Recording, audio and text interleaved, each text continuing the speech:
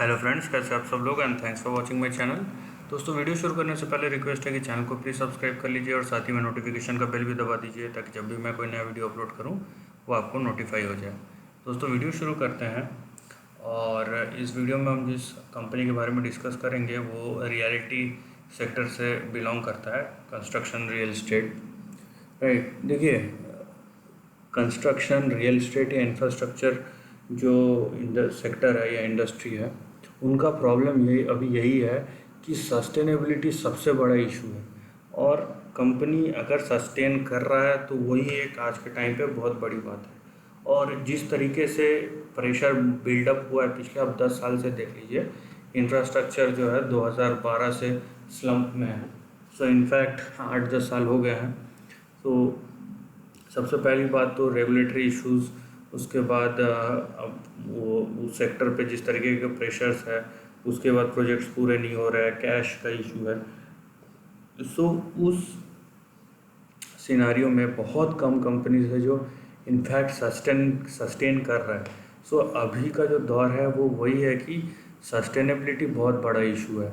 जब तक कि सस्टेन कर रहा है जो कंपनी, और नहीं, बहुत सारी कंपनी नहीं कर पा रही है। और जब तक कि एक बड़ा रिफॉर्म नहीं आता, बड़ा मतलब जो लगे सही में रिफॉर्म है, जिसमें नेगेटिव से ज़्यादा, जिसमें ये ना सोचना पड़े कि यार ये नेगेटिव हुआ या पॉजिटिव हुआ। सो ये अगर नहीं सोचना पड़े तब आप समझ लीजिए कि कोई बड़ा रिफॉर्म हुआ है।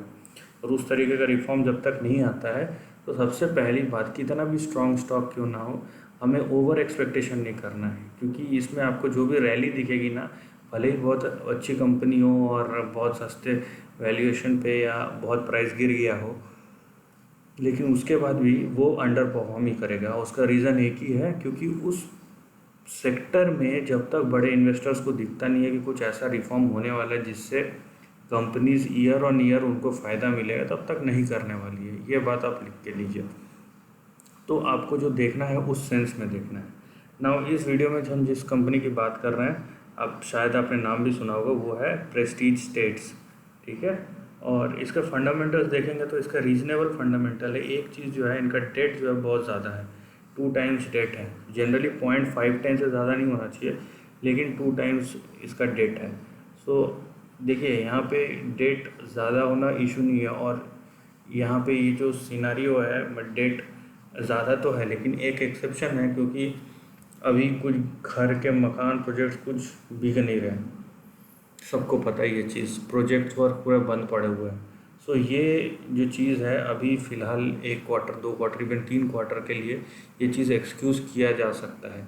इसीलिए मैं बोल रहा हूँ सस्टेनेबिलिटी। और शेयर प्राइस जो है, शेयर प्राइस फ्यूचर फोरकास्ट करता है।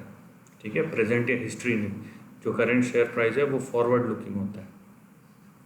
सो इस सिनारियो में हम देखेंगे कि किस तरीके का है यहाँ पे ट्रेंड। सो आप देखिए, जो प्राइस अवेलेबल है वो 2011 से है, लेकिन ये जो चार्ट है ये कम्प्लीटली एक कंसोलिडेशन आपको दिखेगा चार्ट में, कंसोलिडेटिंग चार्ट है बेसिकली।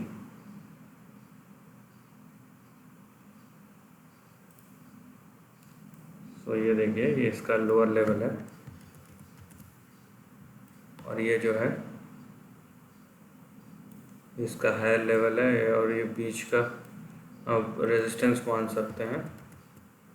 और ये कुछ ऐसा है, राइट। सो हमें इस रेंज के अंदर ही रहना है, हमें इस रेंज के अंदर ही रहना है। लॉजिक मैंने आपको एक्सप्लेन कर दिया। क्योंकि ये सेक्टर में जब तक री रेटिंग नहीं होता, जब तक पॉलिसी रिफॉर्म्स नहीं होते, कोई कुछ भी बोल ले, हम ये कर रहे हैं, वो कर रहे हैं, ऐसा कर रहे हैं, वैसा कर रहे हैं। प्रॉब्लम यह है कि वो सब बोलना और एक्चुअल में पॉलिसी चेंजेस लाने में ज़मीन आसमान का फ़र्क है, और उसमें कोई चेंजेस नहीं आया है, राइट। सो अब देखिए, यहाँ पे सबसे पहले जो इमीडिएट सपोर्ट आएगा वो आता है आपका 191 पे, राइट। वो आपका 191 पे आएगा।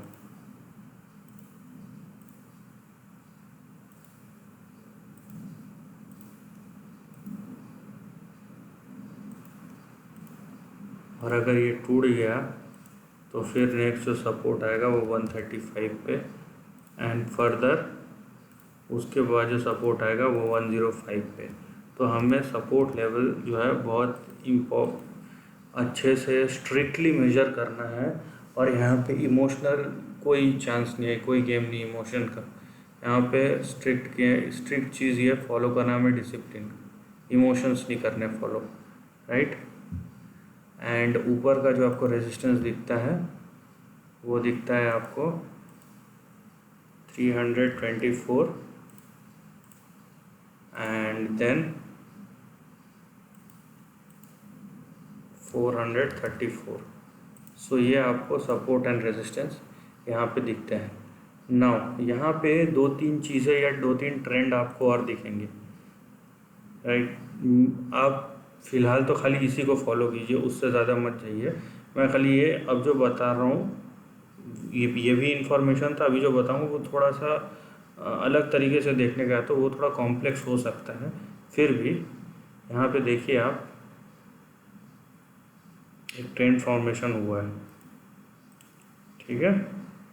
यहाँ पे आपको एक ट्रेंड बनता हुआ दिखेगा, और ये कंस्ट्रक्टिव ट्रेंड है, इसको हम ट्रेंड मानेंगे ही मानेंगे, क्योंकि यहाँ पे ट्रेंड के लिए जो सपोर्ट एंड रेजिस्टेंस है वो दोनों अवेलेबल है।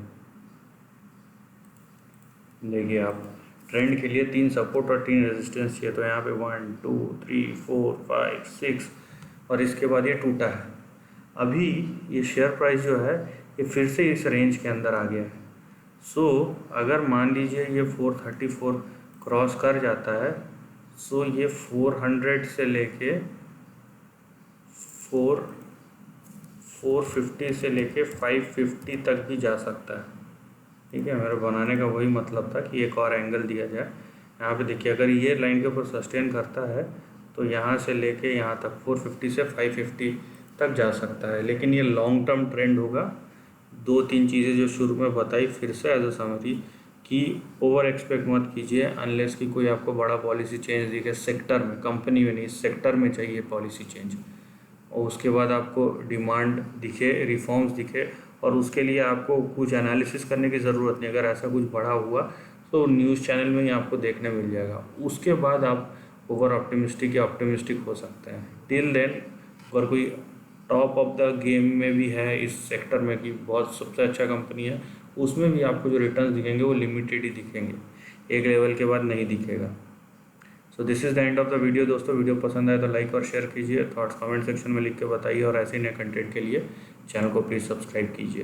Lastly, take care of your family and friends.